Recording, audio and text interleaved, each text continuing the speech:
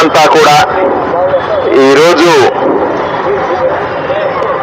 మన ప్రియతమ ప్రధాని నరేంద్ర మోదీ గారి జన్మదినాన్ని పురస్కరించుకొని సేవా కార్యక్రమాలు చేస్తోంది.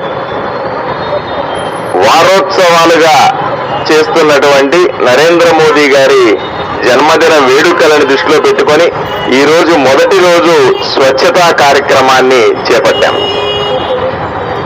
ప్రధానమంత్రి ఎప్పుడూ చెప్పే ఒకే ఒక మాట, స్వచ్ఛతే ఆరోగ్యమని, స్వచ్ఛతే మన దేశానికి పురోగతి తెస్తుందని, స్వచ్ఛంగా ఉండడం, మన పరిసరాలను స్వచ్ఛంగా ఉంచుకోవడం ద్వారానే మనం అభివృద్ధి సాధిస్తామని నమ్మి ఈ కార్యక్రమాల్ని గత 7 సంవత్సరాలుగా జరుపుతా ఉన్నారు.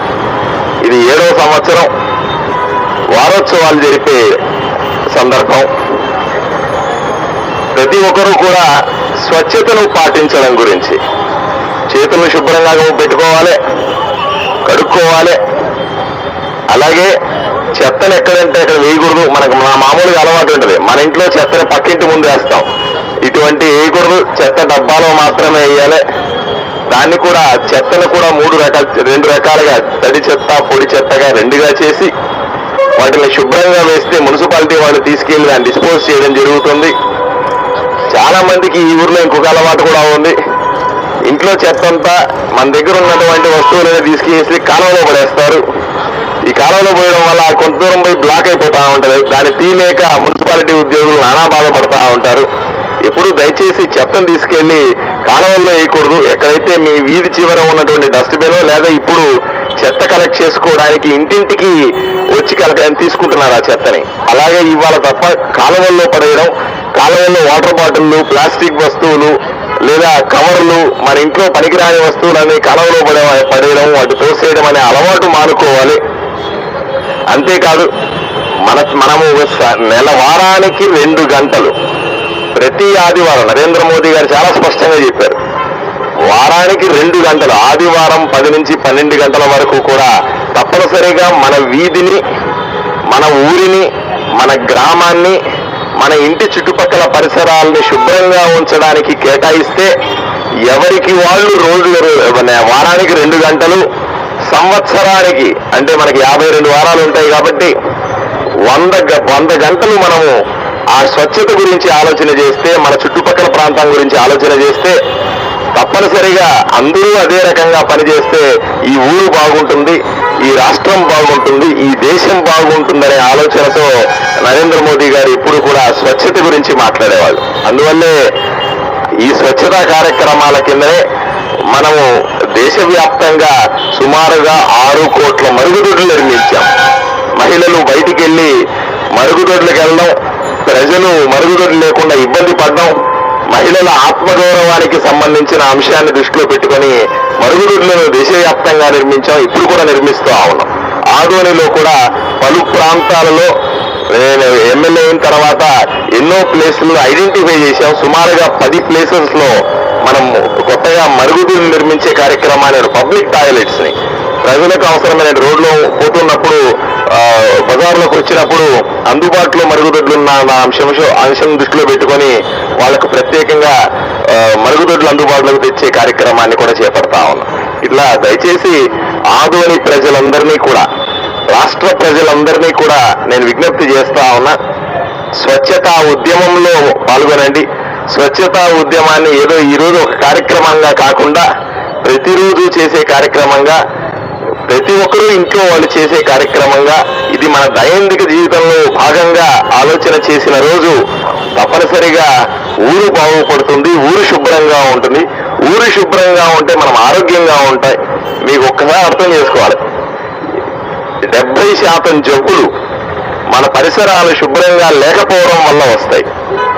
దాని మీద వాలిన ఈగలు మన ఇంట్లో ఆహారం మీద వాడడం కానీ, పరిశుభ్రంగా లేని ప్లేసుల్లో పెరిగేటువంటి దోమలకు సంబంధించిన వాటి వల్ల కానీ, దానివల్ల వచ్చే దుర్గంధం వల్ల కానీ, ఎక్కడైతే పరిశుభ్రంగా లేదో అక్కడ బ్యాక్టీరియా, ఫంగస్లు పెరగడం వల్ల కానీ, ఇలాంటి ఎన్నో సమస్యల వల్ల 70% జబ్బులు వస్తాయి.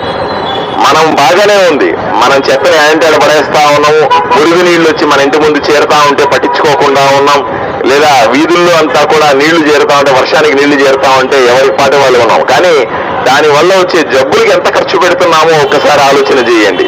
దానివల్ల ఎన్ని మందులు కొంటున్నాము, ఎంతమంది డాక్టర్లకు డబ్బులు ఇస్తా ఉన్నాం, ఎన్నిసార్లు హాస్పిటల్లో చేరుతా ఉన్నాం, ఇవన్నీ కూడా చాలా భయానకంగా ఉన్నాయి. కాబట్టి ప్రతి ఒక్కరూ కూడా ప్రతిజ్ఞ చేయాలని ఈరోజు కోరుకుంటాను. నేను నా చుట్టుపక్కల పరిసరాలను పరిశుభ్రంగా ఉంచుతామనే ప్రతిజ్ఞ చేయగలిగితే ఈ ఊరిని బాగు చేసుకోవడం, ఈ రాష్ట్రాన్ని, దేశాన్ని బాగు చేసుకోవడం సాధ్యమవుతుంది అనే విషయాన్ని మీ అందరికీ తెలియజేస్తూ, దీని ఒక ఉద్యమంలాగా, ఏదో ఒక కార్యక్రమంలా కాకుండా మున్సిపల్ శాఖ నుంచి ఉద్యోగస్తులందరూ కూడాను, ఇక్కడ ఉన్నటువంటి మహిళా మనులు ఉన్నారు, ఆర్పీలు ఉన్నారు, లేదా మహిళల సంఘాలకు సంబంధించిన నాయకులు ఉన్నారు, మీరందరూ కూడా దయచేసి మీ మహిళలకు సంబంధించినటువంటి సంఘాల్లో చెప్పాలా. మిగతా మున్సిపల్ కార్మికులు కూడా ఎక్కడన్నా పోయినప్పుడు ఎవరింటి ముందన్నా దుర్గంధం ఉండి, ఎవరింటి ముందన్నా సరే ఇట్లా నీళ్లు ఉండి వాటిని మీరు క్లీన్ చేస్తూనే ఆ ఇంట్లో వాళ్ళకు కూడా హెచ్చరిక చేయాలా. దీనివల్ల మీ ఇంట్లో వాళ్ళకి కానీ మీ చుట్టుపక్కల వాళ్ళకి నష్టం జరుగుతుందని చెప్పాలా. ప్లాస్టిక్ ని తగ్గించాలా. ప్రపంచంలో అత్యధికంగా ప్లాస్టిక్ ను వాడే దేశాల్లో భారతదేశం ఒకటి. తప్పనిసరిగా నేను మహిళా సంఘాల తరఫున లేదా ఇక్కడ ఉన్నటువంటి ప్రజలకు కూడా ప్రత్యేకంగా ప్లాస్టిక్ బ్యాగులు నిర్మూలించాలంటే పేపర్ బ్యాగులు తయారు చేసే పరిశ్రమలు కూడా రావాలి. నేను చాలా మందిని అడుగుతాను, ఎందుకు ప్లాస్టిక్ వాడతారు, వాడడానికి వీలు లేదు కదా అంటే, సార్ ఇది చాలా తక్కువ ఖర్చుతో వస్తుందండి, పేపర్ బ్యాగులు చాలా ఖర్చుతో కూడుకున్నవి, అవి తెచ్చుకోవాలి బయట ఊరి నుంచి, ఇక్కడ తయారవు అని చెప్తా ఉన్నారు. తప్పనిసరిగా అందరికీ ఆ పేపర్ బ్యాగులు తయారు చేయడంలో మహిళా సంఘాలకు శిక్షణ ఇప్పిస్తాం. వీళ్ళది ఎవరైతే ముందుకు వస్తారో వాళ్ళకు చిన్న పరిశ్రమలు చేయడానికి ముందుకు వస్తే వాళ్ళకు కూడా చేయూతనందించి, వాళ్ళకు ట్రైనింగ్ ఇప్పించి, వాళ్ళకు పేపర్ బ్యాగులు తయారు చేయడం కొంత అలవాటైతే, తగినంత అందుబాటులో ఉంటే అప్పుడు తప్పనిసరిగా రాబోయే రోజుల్లో ఆదోనిలో ప్లాస్టిక్ బ్యాగుల్ని పూర్తిగా నిషేధిస్తాం. కాకపోతే ఇప్పటికిప్పుడు నిషేధిస్తే పేపర్ బ్యాగులు అందుబాటులో లేకపోవడం అనే సమస్య వస్తుంది. కాబట్టి మొదట పేపర్ బ్యాగుల తయారీ పరిశ్రమలను ఏర్పాటు చేసుకొని తర్వాత ప్లాస్టిక్ నిర్మూలించాలనే ఆలోచనలో ఉన్నాం. ఇది కూడా స్వచ్ఛతకు బ్రహ్మాండంగా ఉపయోగపడుతుంది. మనవంతుగా మనం చేసుకోవడం సాధ్యమవుతుందని తెలియజేస్తూ ఈ ఉద్యమాల్లో చెయ్యి కలిపిన మీ అందరికీ కూడా పేరు పేరున ధన్యవాదాలు తెలుపుతూ, అలాగే సబ్ కలెక్టర్ గారు వచ్చారు, ఆయనకు ధన్యవాదాలు తెలుపుతున్నారు, కమిషనర్ గారు వచ్చారు, ఆవిడకి ధన్యవాదాలు చెప్తున్నాయి, ఇక్కడ మున్సిపల్ చైర్మన్ గారు ఉన్నారు, మిగతా కౌన్సిలర్ ఉన్నారు, వీళ్ళందరికీ కూడా పేరు పేరున మిగతా అధికారులకు అందరికీ, మున్సిపల్ అధికారులకి, మహిళా సంఘాలకి, నేతలకి, అలాగే ఎన్సీసీ పిల్లలకి, అలాగే ఇక్కడ సెక్రటరియల్ స్టాఫ్ అందరూ కూడా వచ్చారు, వీళ్ళందరికీ కూడా పేరు పేరున ధన్యవాదాలు తెలుపుకుంటా